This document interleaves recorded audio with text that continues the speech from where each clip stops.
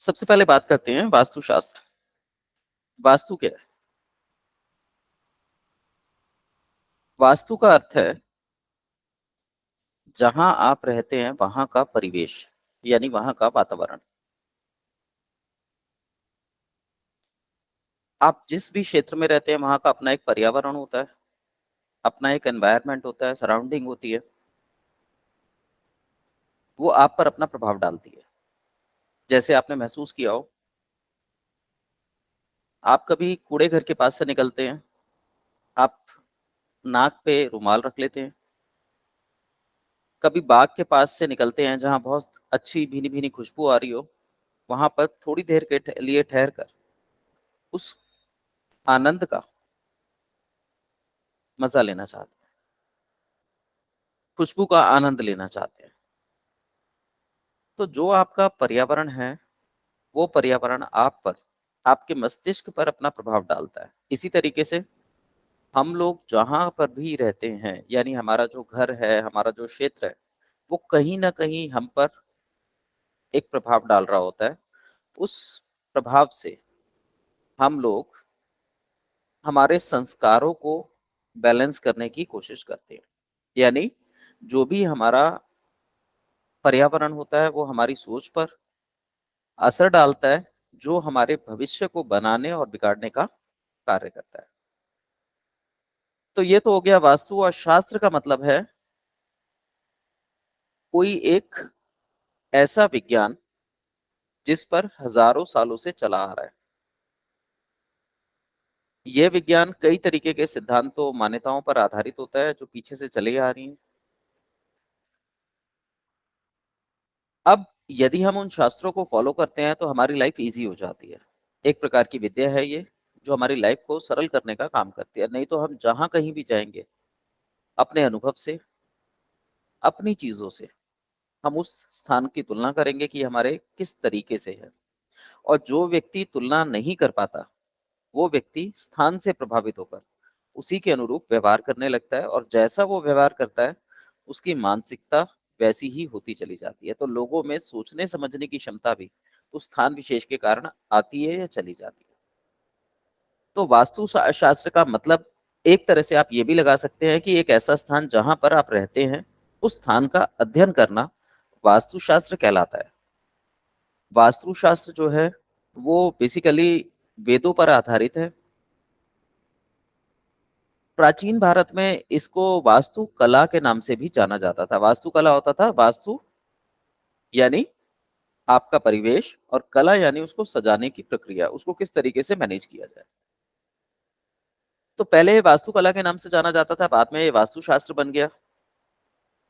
अब जहां पर भी आप रहते हैं वो स्थान कैसा होना चाहिए, आपकी ऊर्जा वहां पर कैसा अनुभव करेगी, और वहां पर क्या चीज परिवर्तन करके आप अपने जीवन में साम्यता ला सकते हैं, खुशी ला सकते हैं, इस चीज का अध्ययन करना वास्तुशास्त्र कहलाता है। तो आप ये समझ सकते हैं कि प्रकृति और शरीर के बीच में तालमेल तालमेल बैठाने की प्रक्रिया जो हमारे जीवन में खुशी, स्वास्थ्य, धन, समृद्धि लेकर आती है, वो वास्तुशास्त्र कहलाती है।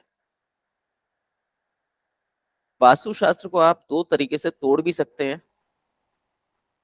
एक, जैसे मैं अब कहूं वास्तु, तो वा अस्तु। वा का मतलब होता है वह, अस्तु मतलब है। और दूसरा वास तू। वास मतलब रहना और तू मतलब तुम। तो एक अर्थ जो वा अस्तु वह वस्तु के बारे में बताता है, वो हमें ज्ञान करा रहा है कि सामने हमारे क्या चीज है। और वास्तु का अर्थ हुआ, वास माने रहना और तू माने तुम, कि जो सामने वाली वस्तु हमें एक आभास करा रही है उसके साथ हम किस तरीके का तारतम्य या बैलेंस बैठाते हैं। तो ये वास्तु का अर्थ है। यदि आप कुछ और पूछना चाहें, जानना चाहें, तो पूछ सकते हैं। इतनी चीज समझ आ गई आप लोगों को? Yes sir.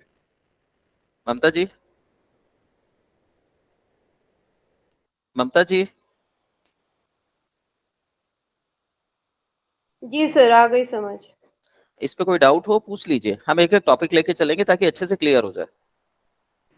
अभी तो कोई डाउट नहीं। चलो। सर जैसे हम कहीं भी जैसे किसी और स्टेट में गए या किसी और जगह पे गए, किसी और के घर गए, तो हर जगह की अपनी वाइब्रेशंस या पर्यावरण है, जी वहाँ का मतलब हमारे अंदर अच्छे और बुरे चेंजेस उसके कारण आते हैं।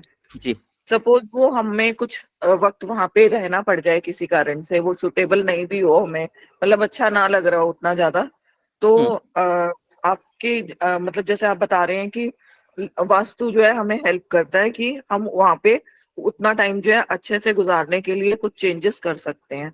जी। जी सर, ठीक है सर।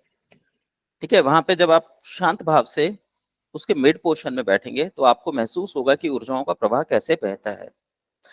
हालांकि अब इस पे इतना कोई काम नहीं किया जाता है, इस पे तो अब रट्टाफिकेशन चलते हैं कि ईस्ट डायरेक्शन ये होनी चाहिए, वेस्ट ऐसी होनी चाहिए, नॉर्थ ऐसी होनी चाहिए, पर इसके पीछे लॉजिक क्या है उस पे लोग काम नहीं करते। अगर लॉजिक पे काम करेंगे तो आप देखेंगे चीजें बहुत अच्छे से बदल सकती है।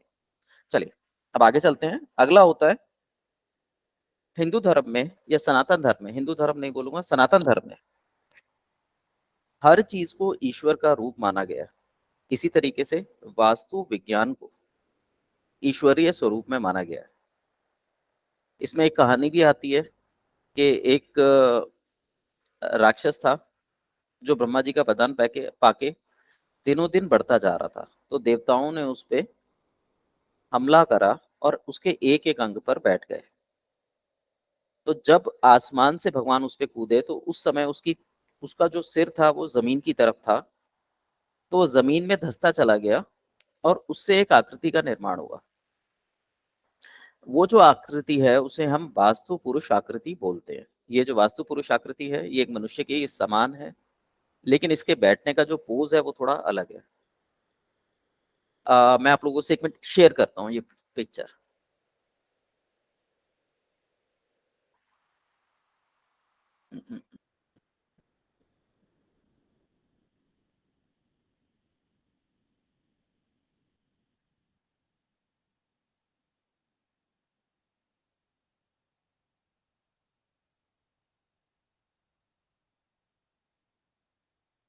ये देखिए पिक्चर दिखाई दे रही है आपको। जी इसे वास्तु पुरुष मंडल बोला जाता है। ठीक है, इसे इसे हम वास्तु पुरुष कह सकते हैं। आप देखिए किस तरीके से कोनिया निकाल के बैठा हुआ है और पैरों की स्थिति क्या है और गूदा की स्थिति क्या है। इसके अंदर हमने विशेष ध्यान देना होता है सिर के टॉप के सेंटर पे जो नॉर्थ ईस्ट में खुलता है, और एनस पर जो साउथ वेस्ट में खुलता है। जैसे हमारे यहाँ एक सिद्धांत है कि पूरब दिशा में सिर करके सोइए, तो वो सिद्धांत इसी पे बेस्ड है। जब पूरब में सिर होता है तो हमारा सिर एक्चुअली नॉर्थ ईस्ट में माना जाता है। और जो गुदा स्थान है यहाँ से गंदगी निकलती है, यहाँ से ऊर्जा आती है, यहाँ से रिलीज होती है। इस तरीके से एनर्जी जो है बैलेंस होती है। अब जैसे जैसे जो डायरेक्शंस है उनकी स्टेट घूमती है, वैसे वैसे हम वास्तु पुरुष को भी घुमाते चले जाते हैं। और इसी में जो आप कंपास देखते हैं वो इसी सिस्टम पे बेस्ड होती है।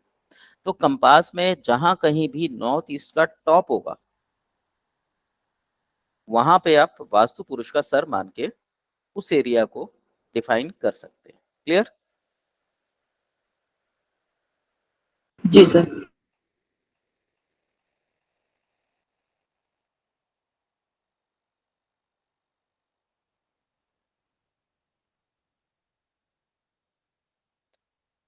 अब ये जो वास्तु पुरुष मंडल है, ये जो वास्तु पुरुष है, जिस स्थिति में ये बैठता है या जिस प्रकार हम इसे कुंडली में बैठाते हैं या स्थान विशेष पे बैठाते हैं उसको मंडल बोला जाता है। इसे हम एक आरेख कह सकते हैं।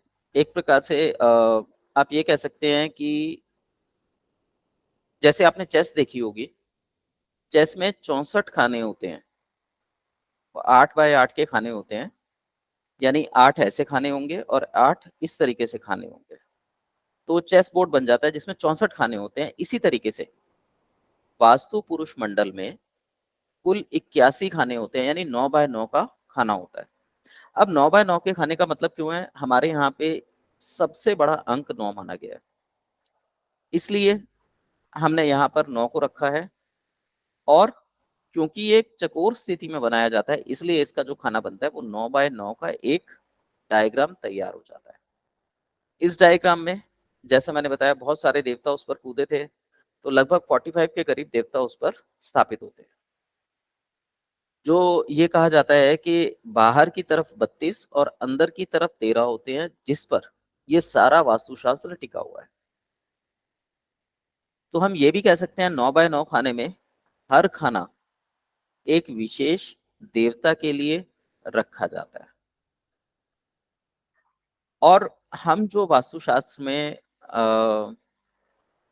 संतुलन पैदा करते हैं, वो इस देवता को ध्यान में रखकर ही करते हैं।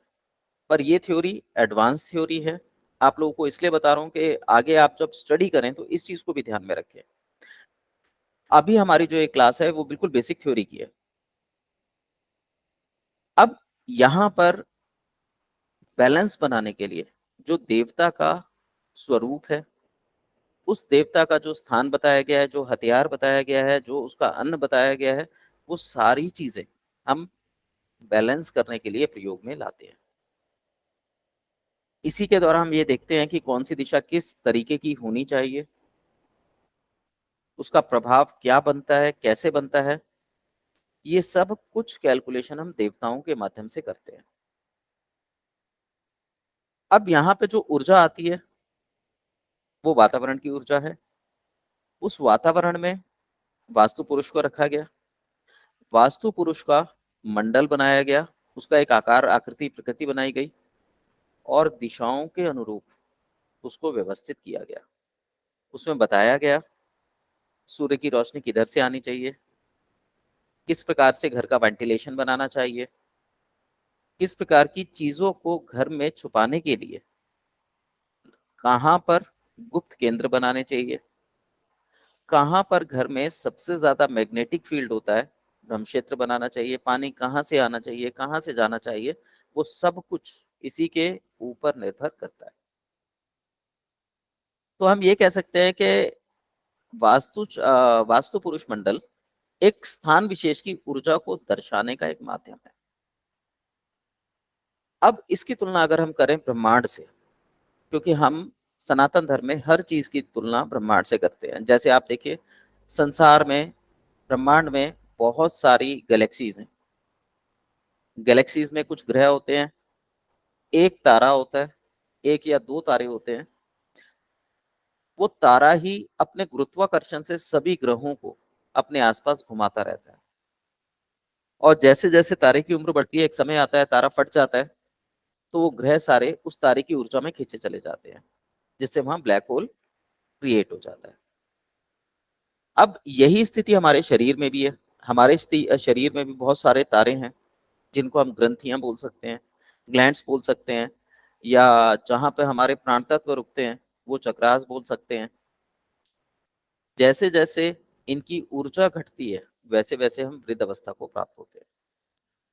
जैसे ब्रह्मांड में हजारों तारे हैं, लाखों गैलेक्सीज हैं, करोड़ों अरबों ग्रह हैं, उपग्रह हैं, वैसे ही हमारे शरीर में अलग अलग सिस्टम्स हैं, सेल्स हैं, जिनकी संख्या अरबों खरबों में चली जाती है। तो हमारा शरीर एक तरह से ब्रह्मांड का प्रतिरूप है। ऐसा ही प्रतिरूप की भावना हम लोग वास्तुशास्त्र में भी करते हैं। हम मान सकते हैं कि वास्तु आपके आसपास का क्षेत्र, यहाँ पे हजारों प्रकार के अणु इधर उधर बिखरे पड़े हैं। उन अणुओं का एक खास प्रकार का स्ट्रक्चर बनता है जिससे एक वस्तु का निर्माण होता है। उसमें से हमेशा एक अच्छी और बुरी ऊर्जा निकलती रहती है। आप घर में भी हैं, अगर आपके घर का नल का बह रहा है तो आपका ध्यान बार बार वहां जाएगा। अगर आप उस तरफ ध्यान नहीं देते, वैसे तो ऐसा संभव नहीं है कि आप ध्यान ना दें, लेकिन अगर आप घर की तरफ ध्यान नहीं देते और पानी लगातार बह रहा है, तो जिस क्षेत्र से पानी बहकर निकल रहा है वहां पर चिकनाई की परत पड़ जाती है, बैक्टीरिया आ जाता है और धीरे धीरे वो उस क्षेत्र पे कब्जा जमाने लगता है। वहां से एक विशिष्ट प्रकार की गंध आने लगती है। अब वो गंध जो है आपका ध्यान आकर्षित करती है, उसमें अच्छा या बुरा, नॉर्मली तो बुरे गुणों से ही युक्त होगी। जो गंध आएगी वो बुरी होगी, आपका मन वहां जाके अच्छा फील नहीं करेगा। या आपने देखा होगा घर के अंदर कूड़ेदान जहां रखा होता है, नॉर्मली लोग कूड़ेदान को हाथ लगाना भी पसंद नहीं करते, क्योंकि वो एक प्रकार की नेगेटिविटी छोड़ रहा होता है, जो हम देख तो लेते हैं पर हम उसको महसूस ज्यादा कर पाते हैं। ऐसे ही जब आप घर में मंदिर की तरफ जाते हैं तो समय भी आपका हाथ हाथ जो है जुड़ जाते हैं या आपका सिर झुक जाता है। तो ये पॉजिटिविटी और नेगेटिविटी का फर्क है, जो वास्तु शास्त्र के माध्यम से समझा जाता है। तो वास्तु शास्त्र तो ये हो गया कि एक विधा हुई, एक सिस्टम हुआ जिसको हम पढ़ते हैं, समझते हैं। अब वहां पे अगर हम पुरुष की बात करें, जैसा मैंने बोला ये पुरुष था, इसके पीछे कहानी है, पर पुरुष के पीछे लॉजिक क्या है? पुरुष का लॉजिक है, पूरी जो सृष्टि है वो ऊर्जा और तत्व का मेल है। हर जगह ऊर्जा बह रही है और जहां ऊर्जा संघनित हो जाती है वहां पर वो दिखाई देने लगती है तत्व के रूप में। तो ऊर्जा को हम स्त्री ऊर्जा बोलते हैं या स्त्री तत्व बोलते हैं, और जो दिखाई देने वाली ऊर्जा जिसे हम देख सकते हैं उसको हम पुरुष ऊर्जा बोलते हैं। अब ये जो स्त्री और पुरुष ऊर्जा है, जब इनमें एक व्यवस्था बनती है, ये बैलेंस होती है, तो एक प्रकृति का, एक वातावरण का निर्माण करती है। अब वास्तु पुरुष का क्या मतलब हुआ? वास्तु पुरुष का मतलब हुआ कि ब्रह्मांड में जो ऊर्जा है, जो कॉन्शियसनेस है, जब हम उसको देख सके, यानी हम उस पर लॉजिक लगा सके, उसमें परिवर्तन कर सके, तो उसे हम पुरुष के रूप में मानते हैं। तो वास्तु पुरुष जो स्त्री और पुरुष ऊर्जा से युक्त हो, जिसमें हम ईश्वरीय ऊर्जा या यूनिवर्स की ऊर्जा को महसूस करें और उसमें हम अपने ज्ञान के अनुरूप परिवर्तन कर सके, ये वास्तु शास्त्र के अध्ययन का मेन कारण है। यहां तक आप लोगों को क्लियर है? कोई सवाल है? मुझे स्त्री और पुरुष ऊर्जा समझना है। जब तक ऊर्जा है तब तक वो स्त्री ऊर्जा है। ये असीम होती है, इसको देखा सुना समझा नहीं जा सकता, इसको सिर्फ महसूस किया जाता है। दूसरी तरफ जब यही ऊर्जा संघनित होने लगती है, एक जगह पे इकट्ठी होने लगती है, तो ये दिखाई देने लगती है। जब ये दिखाई देती है तो उसको पुरुष ऊर्जा बोला जाता है। स्त्री का काम है जन्म देना। तो जब ऊर्जा संघनित रूप को जन्म देती है तो उसको हम स्त्री ऊर्जा बोलते हैं। स्त्री असीम, सहानुभूति, करुणा वाली होती है, और जब वो पुरुष के रूप में प्रकट हो जाती है तो वो हार्ड हो जाती है, निष्ठुर हो जाती है, करुणा खत्म हो जाती है, सहानुभूति खत्म हो जाती है, हाईली एनर्जेटिक हो जाती है, काम करने के लिए तैयार हो जाती है। स्त्री ऊर्जा धीमी गति से युक्त ऊर्जा है, पुरुष ऊर्जा त्वरित ऊर्जा है, यानी तुरंत काम करने वाली ऊर्जा है। स्त्री ऊर्जा जन्म देती है, पुरुष ऊर्जा किसी भी चीज को मृत्यु की ओर ले जाती है। मृत्यु का मतलब मारना नहीं होता, अंत की ओर ले जाती है। अब अगर हम अग्नि और जल की बात करें तो अग्नि पुरुष ऊर्जा है, जल स्त्री ऊर्जा है। दिन जिसमें सूर्य निकलता है पुरुष ऊर्जा है, रात जिसमें चंद्रमा निकलता है स्त्री ऊर्जा है। गर्मियां जिसके अंदर हमारे शरीर नष्ट होता है, बुद्धि प्रॉपरली कार्य नहीं कर पाती, पुरुष ऊर्जा है। सर्दियां जिसमें शरीर का पोषण होता है, शरीर बढ़ने लगता है, हमारा मन संतुष्ट होता है, हम आगे की ओर बढ़ते हैं, स्त्री ऊर्जा है। दोनों के ही अंतिम चरण घातक होते हैं। घातक का मतलब यह है, अगर गर्मी इतनी बढ़ जाए कि वो हमारे शरीर का सारा पानी सोख ले तो भी हम मर जाएंगे, और ठंडक इतनी ज्यादा बढ़ जाए कि वो हमारे शरीर को बिल्कुल ही ठंडा कर दे तो भी हम मर जाएंगे। तो इन दोनों का उचित तालमेल होना बहुत जरूरी है। तो हर प्रकृति अलग अलग प्रकार से इसमें जन्म लेती है। जैसे मनुष्य के शरीर का तापमान 37.4 डिग्री और 36 डिग्री सेल्सियस समथिंग है, 98.4 डिग्री सेल्सियस। आप ये देखिए कि मनुष्य का शरीर यहाँ तक स्वस्थ रहता है, और जैसे इससे कम तो वो स्त्री ऊर्जा में जा रहा है, इससे ज्यादा होने लगेगा तो वो पुरुष ऊर्जा में जा रहा है। कम होगा तो शरीर में ठंड क्रिएट होगी, अंदर से ठंड पैदा होगी, ज्यादा होगा तो शरीर में अंदर से गर्मी पैदा होगी। ऐसे ही यदि हम शाम को देखें तो उसके शरीर का जो टेम्परेचर है वो थोड़ा ज्यादा होता है, तो वो गर्मी को महसूस कर सकता है। खुद वो ठंडी प्रकृति का जीव है। इस तरीके से आप ऊर्जाओं का अनुमान लगाते हैं कि ऊर्जा कैसे कार्य करती है। ठीक है दीपा जी? जी सर। और कोई क्वेश्चन है आप लोगों का? नहीं सर। चलिए, जब ये सृष्टि बनी, मनुष्य को अनुभव हुआ कि संसार में कोई शक्ति है जो कार्य कर रही है, तो उसने उस शक्ति की खोज करना चालू किया। तो उसने देखा कि 5 ऐसी चीजें हैं जो संसार में हमेशा के लिए बनी रहती हैं। हमेशा के लिए का मतलब ये है बहुत अधिक लंबे समय के लिए। इतने लंबे समय के लिए कोई भी चीज संसार में टिक नहीं सकती, तो उसको उसने महाभूत का नाम दिया। तो ऐसी 5 चीजें थी, तो इनको पंच महाभूत बोला गया। सबसे पहले आकाश। आकाश यानी खाली स्थान, स्पेस। संसार में जब खाली स्थान होगा तभी वहां पे कोई चीज प्रकट हो सकती है, तो ये सबसे बड़ी यूनिट है। इस यूनिट के बाद दूसरी यूनिट आई एयर। जहां कुछ खाली है वहां पर वायु आके बैठ जाती है। यानी संसार में किसी भी चीज को रखने के लिए एक स्पेस चाहिए। उस स्पेस में कोई चीज हो या ना हो, वायु वहां जरूर होगी। अब इसी की तुलना अगर हम ब्रह्मांड से करें, तो ब्रह्मांड के अंदर असीम अंतरिक्ष है। अंतरिक्ष में वायु नहीं है तो उसे स्पेस बोला जा सकता है, परंतु जैसे ही वहां कोई ग्रह आके टिकता है, रुकता है, तो उसको ये बोला जाता है कि वहां पर वो वायु के क्षेत्र में प्रकट हुआ है। ठीक है? उसकी गुरुत्वाकर्षण शक्ति प्रकट हो गई है, जो वायु के प्रभाव से अंतरिक्ष में उसको उसी के स्थान पर टिकाए रखती है। फिर वायु के बाद आता है अग्नि। जब वायु आपस में चलती है, आपस में टकराती है, उसके मॉलिक्यूलर स्ट्रक्चर टकराते हैं, तो उनमें घर्षण होता है जिससे बिजली कड़कती है या आग क्रिएट हो जाती है। जब आग क्रिएट होती है, आग क्रिएट होने के बाद आग अगर क्रिएट हुई तो संपूर्ण संसार को नष्ट कर देगी, जो प्रकृति नहीं चाहती। तो वो क्या करती है, उसको ठंडा करने के लिए आसपास के क्षेत्र से नमी खींच लेती है। वो नमी वर्षा के रूप में उस अग्नि पर बरस के उसको ठंडा कर देती है। तो चौथे देवता हुए हमारे जल, चौथा महाभूत हमारा हुआ जल। और जल जब सूखता है तो वहां पर जो प्रकट होता है, क्योंकि अग्नि और जल का मेल हुआ था, तो जो प्रकट हुआ वो राख या सॉलिड पार्ट प्रकट होता है, जिसको पृथ्वी तत्व बोला जाता है। तो ये 5 महातत्व हैं: आकाश, वायु, अग्नि, जल और पृथ्वी।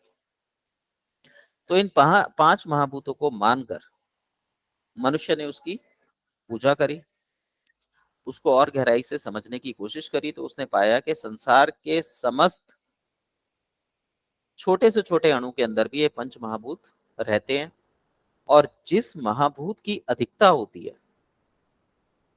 वो तत्व उसी रूप में प्रकट हो जाता है। तो इसी को ध्यान में रखकर पुराने लोगों ने जो भी अपने आसपास का वातावरण था पंच महाभूतों में बांटा, उनके लिए क्षेत्र निर्धारित किए कि ये क्षेत्र इस तत्व महाभूत के लिए बनाया गया है।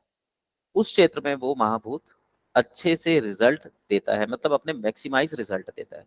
जैसे मान लीजिए आप कोई चीज खरीदते हैं, तो आपको उसके साथ एक, मान लीजिए आपने कोई इलेक्ट्रॉनिक चीज खरीदी, मोबाइल खरीदा या कोई खाना बनाने वाला इक्विपमेंट खरीदा, कोई गैस खरीदी, तो आपको उसके साथ एक मैनुअल दिया जाता है कि आप इन इंस्ट्रक्शंस को फॉलो करें, तो ये जो इक्विपमेंट है ये बेहतर तरीके से काम कर सकेगा। इसी चीज को ध्यान में रखकर हमारे जो पुरखे थे, उन्होंने वास्तु कला की खोज करी। उन्होंने देखा कि इस महातत्व को इस दिशा में बैठाने से यहाँ की दिशा हमें मैक्सिमम रिजल्ट दे सकती है। तो उन्होंने अपने गांव शहर जो भी बसाए, उनमें अपने घर बनाए। उसके लिए जो ये पंच महाभूत के सिस्टम थे, सूत्र थे, नियम थे, उनको फॉलो किया। उन्होंने देखा उन्हें अच्छे रिजल्ट मिले, तो उन्होंने इसे शास्त्र में, किताबों में लिखा। ये ज्ञान अपनी आने वाली पीढ़ी को दिया, क्या क्यों कैसे के उत्तर के साथ। तो हम ये कह सकते हैं कि वास्तुशास्त्र जो हमारी क्षेत्र विशेष की नेगेटिविटी होती है, जो वहां से विध्वंसक या विकर्ण निकल रहे होते हैं, नेगेटिविटी निकल रही होती है, उनसे मुक्त करके, उनसे आजादी दिला के हमें वहां पर ब्रह्मांडीय ऊर्जा को स्थापित किया जाता है, बैलेंस किया जाता है। और ये इन 5 जो एलिमेंट है, बेसिक एलिमेंट है, 5 महाभूत हैं, केवल इनकी ऊर्जा द्वारा ही संभव हो सकता है। तो इन 5 चीजों का ध्यान रखते हुए, इन 5 महाभूतों का ध्यान रखते हुए इन्होंने कुछ नियम बनाए, जिसमें 4-5 चीजों पर बहुत ज्यादा फोकस किया गया। सबसे पहला, दिशाओं का महत्व। ये बिंदु आप लिख लीजिए, दिशाओं का महत्व। सबसे पहले उन्होंने फोकस किया दिशा पर, कि किस दिशा में कौन से महाभूत की ऊर्जा सबसे ज्यादा होती है, और वहां पर वो ऊर्जा क्या फल देती है, अच्छा फल देती है, बुरा फल देती है। फिर दूसरे उन्होंने बनाया, उस दिशा में जो भी चीज रखी गई है वो देखने में वहां पर अच्छी दिखाई देती है या नहीं, वो वहां पर रखने के बाद एक मनुष्य को पॉजिटिविटी देती है या नहीं। तो इसको दूसरे बिंदु के रूप में लिखिए, साइट की डिजाइनिंग और योजना। अब जब ये देखा गया कि यहाँ पे ये चीज अच्छी लगती है, तो उन्होंने उसका मान निकाला, यानी तीसरा बिंदु लिखिए, अनुपात और माप। तो उन्होंने तीसरा बिंदु निकाला कि कोई चीज अगर जरूरत से ज्यादा बड़ी हो जाती है तो देखने में सुंदर लगती है या नहीं, कोई चीज जरूरत से ज्यादा छोटी हो जाती है तो देखने में अच्छी लगती है या नहीं, किसी चीज की आकृति अगर विकृत हो जाए तो वो वहां पर स्थान विशेष के हिसाब से मैच करती है या नहीं। तो अनुपात और माप निकाला गया। उसके बाद आया, जिस क्षेत्र में आप रहते हैं, क्योंकि हमने 3 चीजें ले ली, वातावरण को सुंदर बनाना, तो फिर हमने बात करी भवन के सौंदर्य शास्त्र की। अब भवन किस तरीके से बनाया जाए कि वो सुंदर दिखाई देने लगे। पहले हमने अंदर की बात करी, इंटीरियर की बात करी, अब हम एक्सटीरियर की बात करते हैं। तो ये 4-5 चीजें इन्होंने बनाई और फिर फाइनली उन्होंने डिसाइड किया कि इस सारी एनर्जी को कंबाइन करके ये हमें क्या रिजल्ट देती है। उसको बोलते हैं वास्तुकला के तत्व। देखिए, ये जो चीजें मैंने बताई, ये चीजें बेसिकली आपको वास्तुशास्त्र में बताई नहीं जाएंगी, क्योंकि वास्तुकला जो है वो एक जमीन से लेकर, ये पुराने समय में वास्तुकला एक गांव की या शहर की रचना का शास्त्र था। आज हम बात करते हैं अपने घर की, हम अपने नगर की बात नहीं करते। आप देखिए, आप जिस नगर में रहते हैं, जैसे मैं दिल्ली का हूँ, तो दिल्ली में कहाँ सड़क होनी चाहिए, कहाँ पार्क होना चाहिए, कहाँ घर होने चाहिए, घर कितनी ऊंचाई के होने चाहिए, उनका रंग क्या होना चाहिए, उनकी बनावट कैसी होनी चाहिए, किस दिशा में उनका मुख होना चाहिए, ये सारी चीजें इसके अंदर आती है। पर अब क्या है, अब इंडिविजुअल वास्तुशास्त्र चलने लगा है, जो ये कहता है कि एक व्यक्ति अपने घर को किस तरीके से मेंटेन करेगा। अच्छा, यहाँ पे ये कला भी पुरानी हो चुकी। रीजन, अब फ्लैट सिस्टम आ चुके हैं।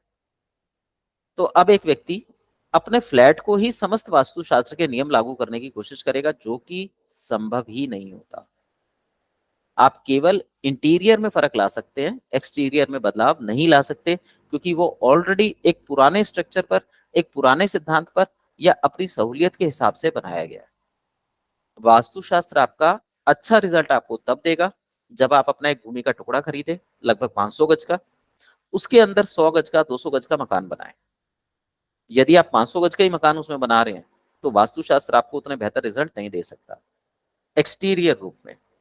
परंतु जब आप इंटीरियर की बात करेंगे, तो आप चाहे 8 बाय 10 के कमरे में रहते हो, उसमें भी इंटीरियर के द्वारा अपनी ऊर्जा को बढ़ा सकते हैं। क्लियर? अब आप यहाँ पे कोई पूछना चाहें, कोई डाउट आपके मन में आया हो, पूछ सकते हैं।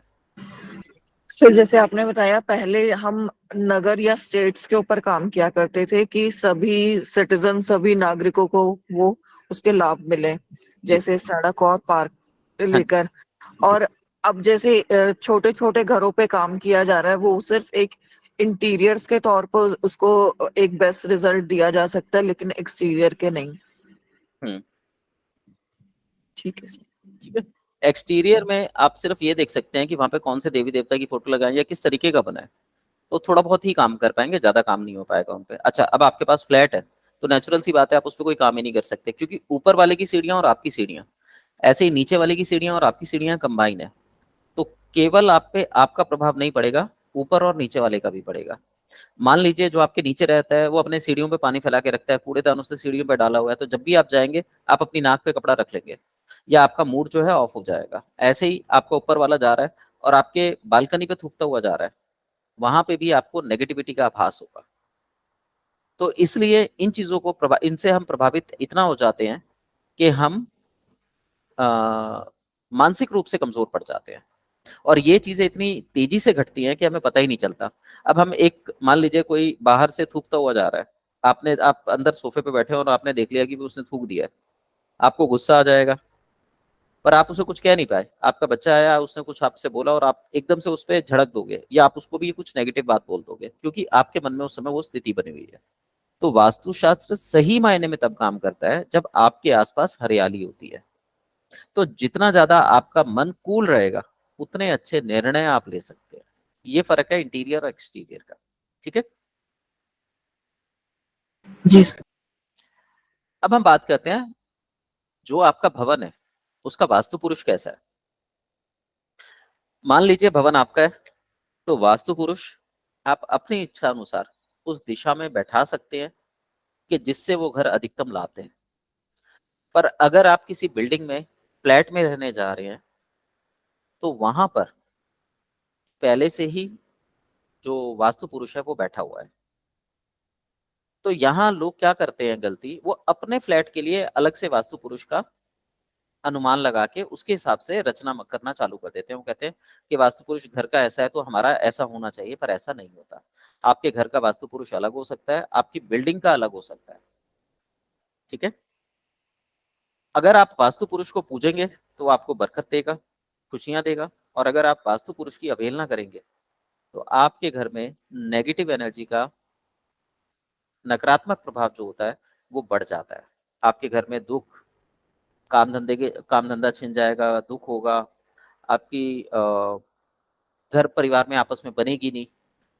तो यहाँ पे लोग क्या गलती करते हैं, वो कहते हैं जी हमारा जो जमीन है उसका वास्तु पुरुष है। अब जमीन से आप ऊंचे रह रहे हैं तो क्या आपकी कुंडली में वो योग बनता है कि जो कहता है कि आप ऊंचे रहेंगे तो आप सक्सेस पाएंगे?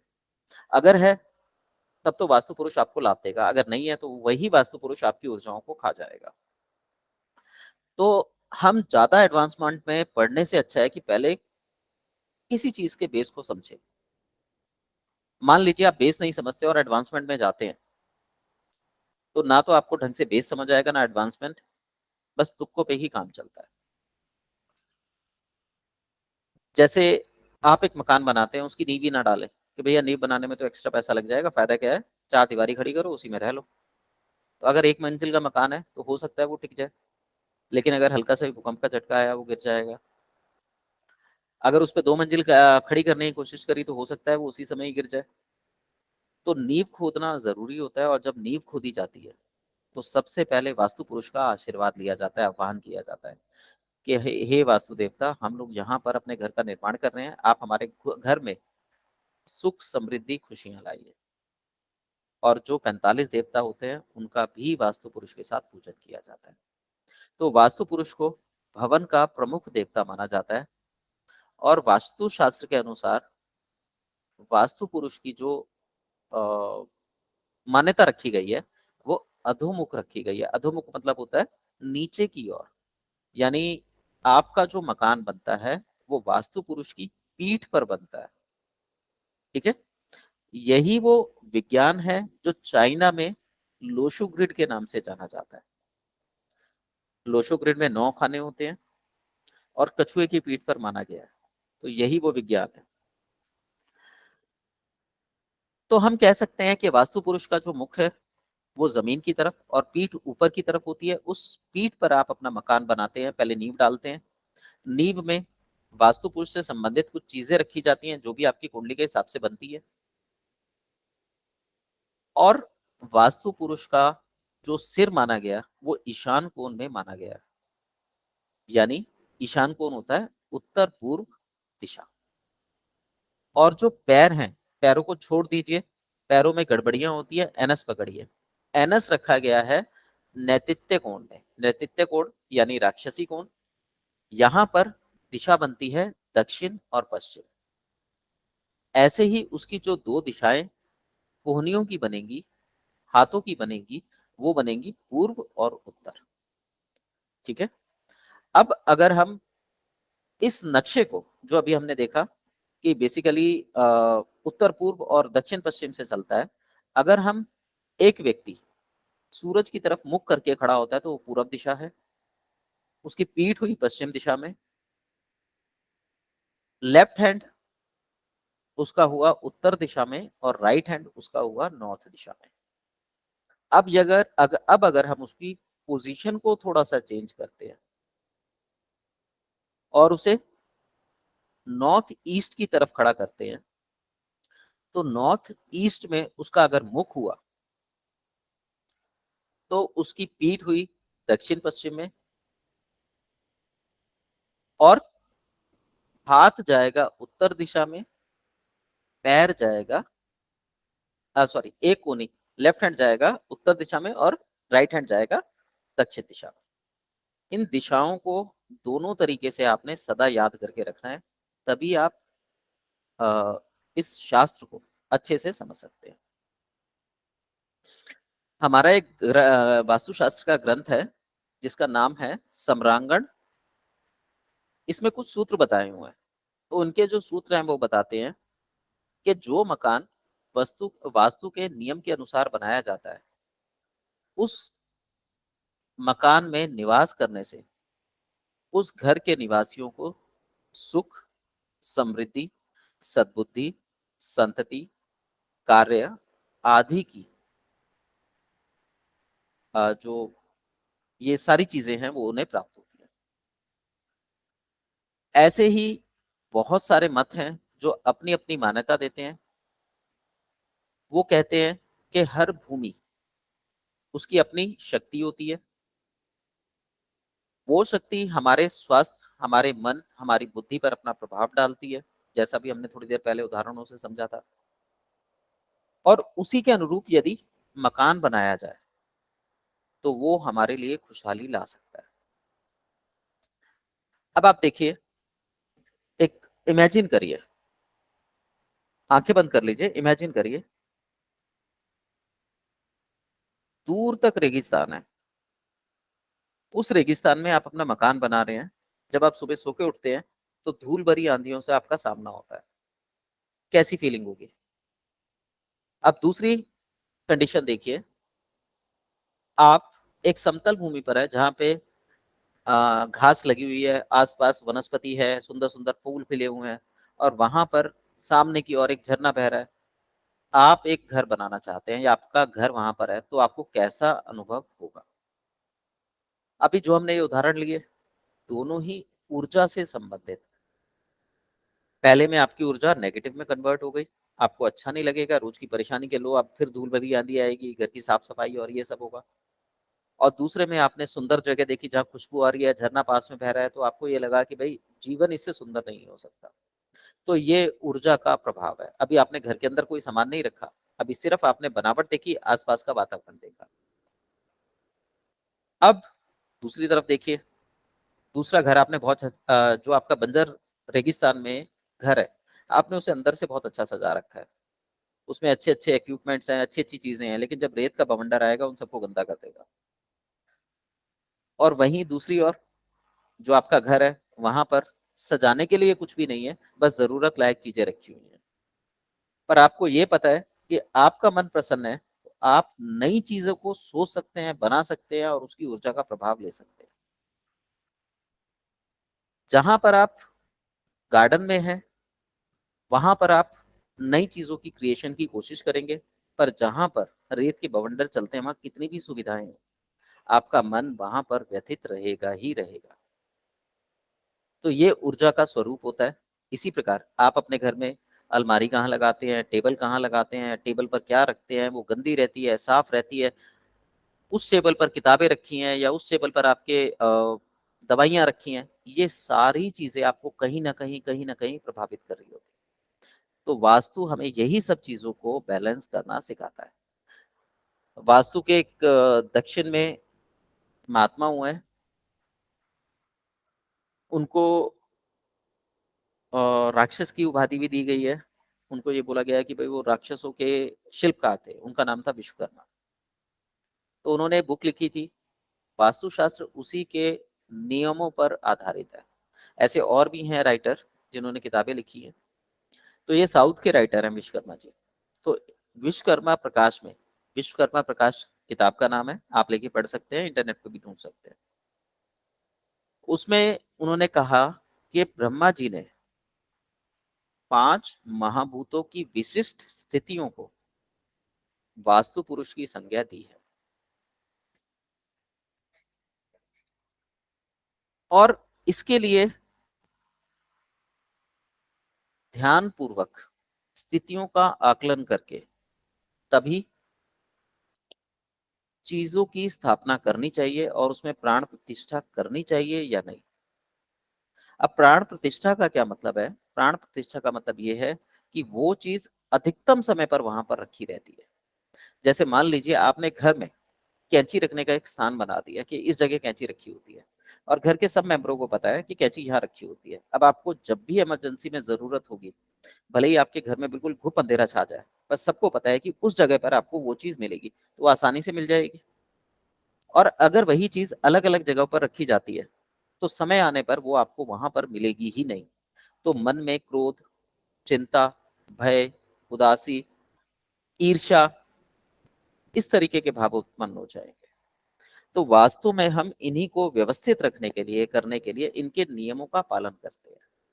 अभी ये जो चीजें बता रहा हूं मैं, बहुत छोटी छोटी चीजें हैं, पर जब आप इसे बड़ी चीजों से कंबाइन करेंगे, दरवाजा हो गया, खिड़की हो गई, दीवारें हो गई, रंग हो गया, तब आप देखेंगे कि आपके ऊपर कितना ज्यादा प्रभाव पड़ता है।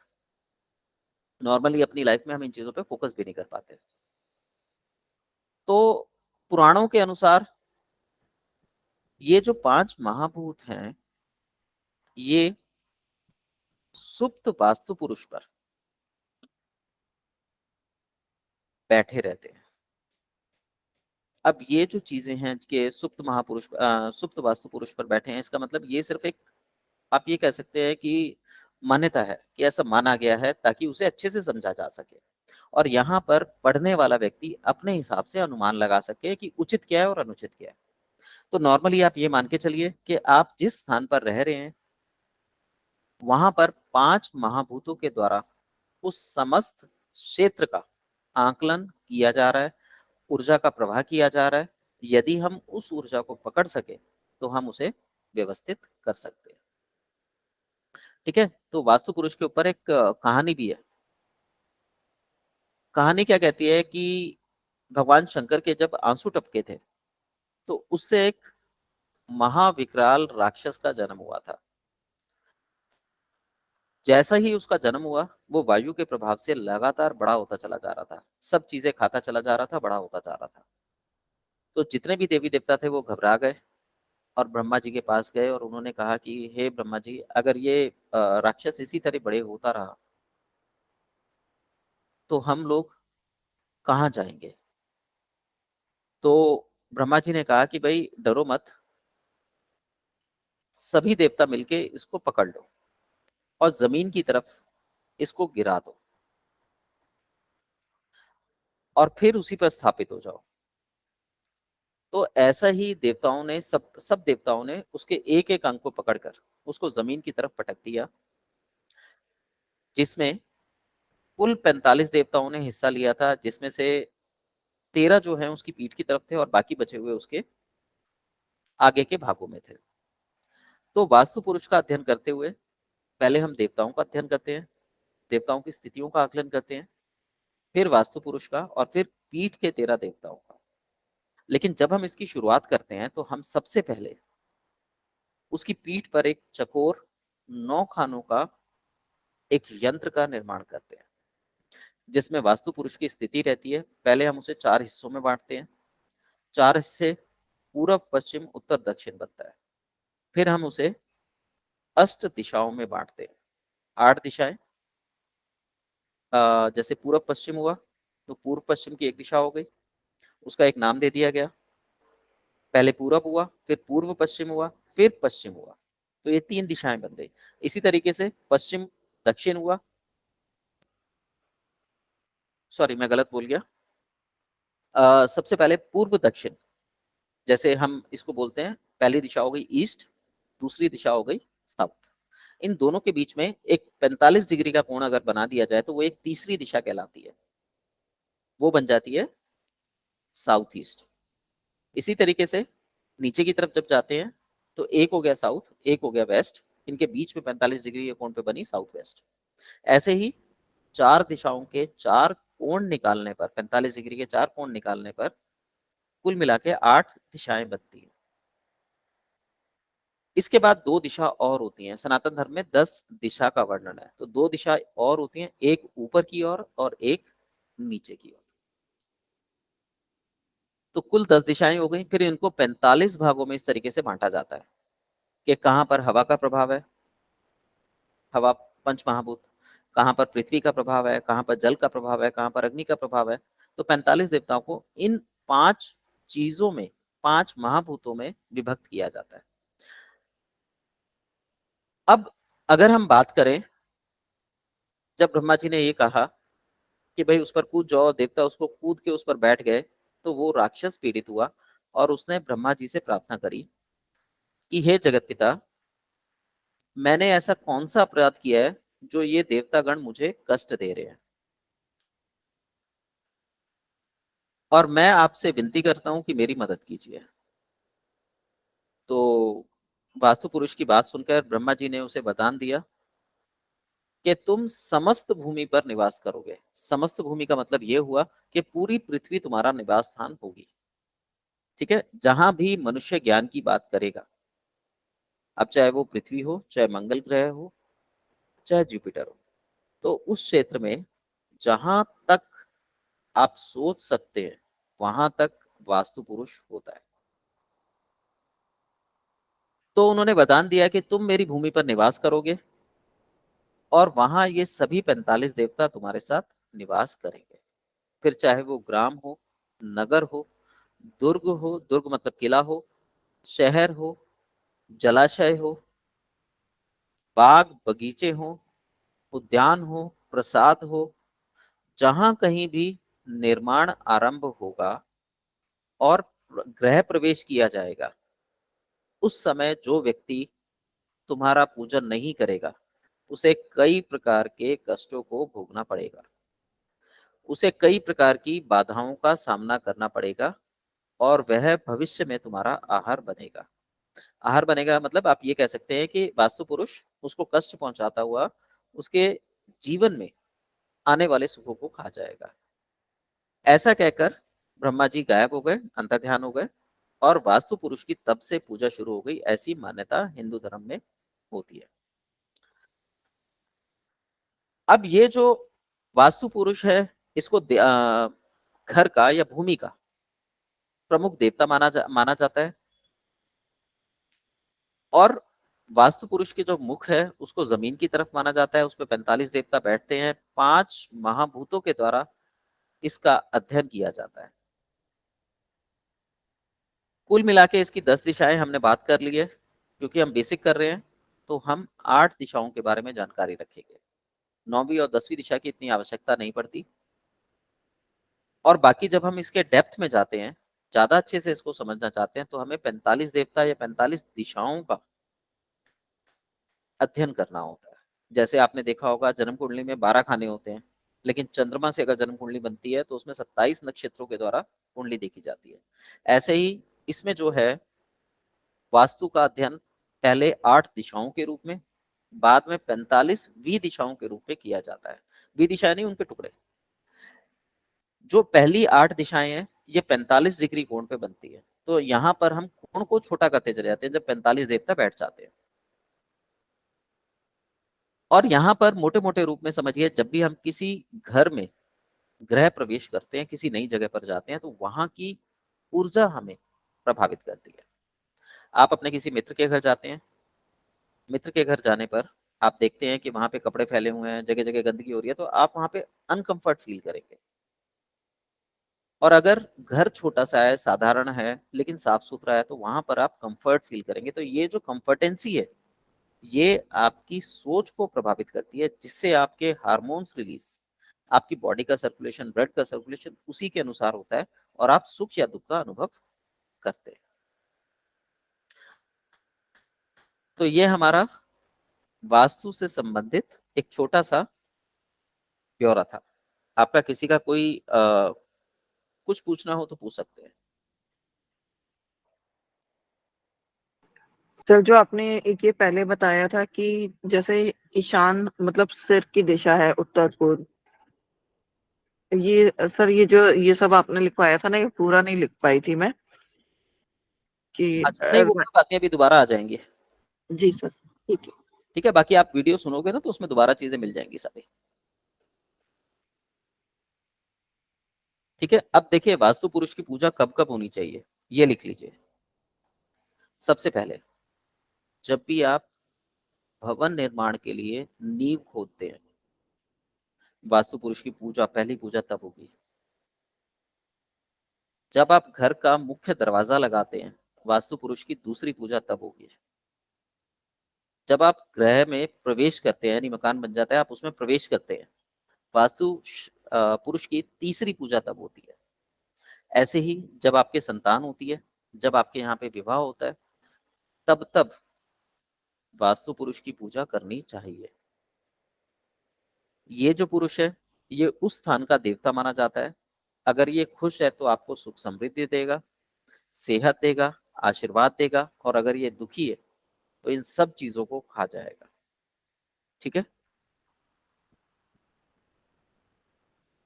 सर जैसे अभी हमारा जो अंडर रेनोवेशन जो हमारा घर है, वैसे खुदाई के टाइम पे वो हम लोगों में से तो खैर नहीं गए थे पूजा के लिए, लेकिन ऐसे ही मजदूर ने बोला कि हमने करी है।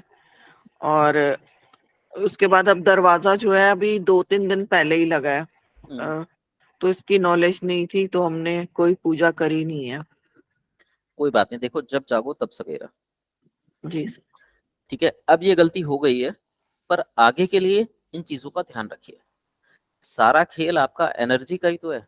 अब मान लीजिए आपने घर के लिए जमीन खरीदी, अब आप कह रहे हो हम वहां पे गए नहीं, इसका मतलब आपको जमीन खरीदने की कोई खुशी नहीं हुई, अपना घर बन रहा है इसकी कोई खुशी नहीं है। तो उस घर में जाके आपको पॉजिटिविटी कैसे मिल सकती है? आपके घर में एक छोटी सी नई चीज भी आती है और आपको खुशी होती है, आप देखोगे घर में एक अच्छा माहौल बन जाता है। और इतनी बड़ी चीज हो रही है और आपको खुशी नहीं है, तो ये हैरानी की बात है। देखिए, हमें चीजों में खुश रहने का कारण ढूंढना होता है, इसीलिए विभिन्न प्रकार के शास्त्र बनाए गए कि किस तरीके से हम अधिकतम खुशी को प्राप्त कर सकते हैं। यदि हम उसके नियमों का पालन करेंगे तो खुशी हमें मिलेगी, यदि नियमों का पालन नहीं करेंगे, खुशी नहीं मिलेगी। जी सर। अब यहां पर सबसे पहले एक सिद्धांत है, हमें उसको समझना है। सिद्धांत क्या कहता है कि ब्रह्मांड की समस्त चीजें, छोटे से छोटा अणु, पंच महाभूत से बना है। क्योंकि ये बहुत बारीक चीज है, हम इसे नहीं समझ सकते, तो हम क्या करते हैं, हम इसे बड़े रूप में देखते हैं। मनुष्य की रचना, ब्रह्मांड की रचना पंच महाभूतों से हुई है। अब जीवन जीने के लिए आसपास का वातावरण, उनके पंच महाभूत और मनुष्य का पंच महाभूत बैलेंस होना चाहिए। अगर दोनों अलग अलग हैं तो वहां पे दिक्कतें, परेशानियां आएंगी, और दोनों अगर व्यवस्थित हैं तो वहां पर मैक्सिमम ऊर्जा का संचार हो। अब जो हम पंच महाभूतों के प्रभाव में आते हैं, उसी से हमारे शरीर में विभिन्न प्रकार की ऊर्जाएं अपना काम करती हैं। जो ये काम कर रही हैं, इन्हीं से हमारा जीवन चल रहा है। इसी तरीके से जो चीजें हमारे आसपास हैं, उनमें भी एक ऊर्जा का प्रभाव हो रहा है। वो ऊर्जा का प्रवाह हमारे प्रवाह से तारतम्य बैठाता है, बैलेंस बैठाता है, तो हम खुशी अनुभव करेंगे, और यदि वो बैलेंस नहीं बनाता तो हम दुख अनुभव करते हैं। और यदि हमें ये ज्ञान हो जाए कि इस ऊर्जा को इस तरीके से व्यवस्थित किया जा सकता है जो कि वास्तु शास्त्र के माध्यम से संभव है, तो हम अपने जीवन में से अवसाद, तनाव, अस्वस्थता, कर्ज कर्ज मुक्ति, शारीरिक परेशानियां, इनको खत्म कर सकते हैं। इसी तरीके से अगर प्रकृति में असंतुलन पैदा हो जाए, हमारे वातावरण हमारे हिसाब से ना हो, जैसे मान लीजिए आपने अपने बेडरूम में लड़ाई झगड़े की फोटो लगा रखी है, तो वहां क्या होगा कि हस्बैंड और वाइफ के रिलेशन खराब होने लगेंगे, क्योंकि उन्हें बार बार वो चित्र दिखाई दे रहा है और मनस्पटल पे वही बैठ जाता है। इसकी प्रकृति से तुलना करें, मान लीजिए आप नदी के किनारे रहते हैं, नदी शांत है, आपको वहां पे अच्छा लगेगा, लेकिन अगर नदी उफान खा रही है, तेज उठ रही है, आपको वहां डर लगने लगेगा कि पता नहीं नदी कब आपकी तरफ आ जाए। तो प्रकृति में जो असंतुलन पैदा होते हैं, जैसे बाढ़ आना, तूफान आना, अग्निकांड, अपने आप आग, कहीं बिजली गिर जाना, भूकंप आ जाना, ये जितनी भी घटनाएं होती हैं, ये भी पंच तत्वों द्वारा निर्धारित की जाती है। तो मनुष्य का शरीर भी इसी तरीके से इन्हीं प्रवृत्तियों से ग्रसित होता है। कभी कोई हमें कुछ बात बोल देता है, हमारे अंदर बाढ़ आ जाती है, गुस्सा फूट पड़ता है, तूफान आ जाता है, हम एकदम से बड़बड़ाना चालू कर देते हैं, अग्नि लग जाती है, एकदम से गुस्सा आता है, हम तोड़ फोड़ मचा देते हैं। तो प्रकृति और हमारे शरीर में, हमारे मन में कोई विशेष अंतर नहीं है, सिर्फ हमारे देखने समझने का अंतर होता है। जब हम इस बात को अच्छे से समझ जाते हैं तो हम इसमें बैलेंस कर सकते हैं। इसी प्रकार जब हम घर का निर्माण कर रहे हैं, तो आप ये समझिए कि आप अपने शरीर का निर्माण कर रहे हैं। उसी घर में आपने जाके रहना है। अगर आप उस घर में सुख का अनुभव नहीं कर पाएंगे, चीजें अव्यवस्थित होंगी, आपको उस घर में अंदर एंटर करने के बाद खुशी नहीं मिलेगी। यही प्रभाव वास्तु पुरुष का बताया गया है। अब ऐसा नहीं है कि वहां पे कोई चीज प्रकट होगी और आपको दुख देगी और आपको परेशान करेगी, ऐसा कुछ नहीं होगा। लेकिन वहां की जो वाइब्स हैं, आप उनके साथ डिस्कम्फर्ट फील करेंगे। तो इनका ये जो डिस्कम्फर्ट आएगा, ये पंच महाभूतों के, पंच तत्वों के असंतुलन के कारण होता है, जिसकी वजह से व्यक्ति सामाजिक रूप से, मानसिक रूप से, शारीरिक रूप से, आध्यात्मिक रूप से या आर्थिक समस्याओं से ग्रसित होता है। यहां तक क्लियर है? Yes sir. ओके। आपका किसी का कोई सवाल हो, कुछ पूछना हो तो पूछ